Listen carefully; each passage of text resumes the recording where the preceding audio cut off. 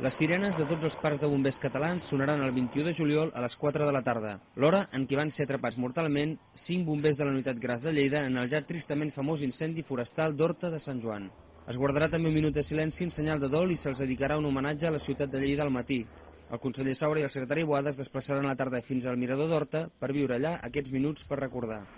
Un petit homenatge, un simple recordatori, però que no oblidem mai aquell dia 21 i al mateix temps al voltant de les 4 de la tarda, que va ser més o menys l'hora de la tràgica mort d'aquests nois, també farem sonar totes les sirenes a tots els parcs de bombers de Catalunya i nosaltres estarem a Horta de Sant Joan. Boada ha reconegut que el foc d'Horta li va fer viure els esdeveniments més tristos de la seva vida política. A les portes de l'aniversari d'aquell incendi, el secretari reivindica la força d'uns bombers que van ser capaços de suportar el dolor que patien per la mort dels companys sense deixar de fer mai la seva feina.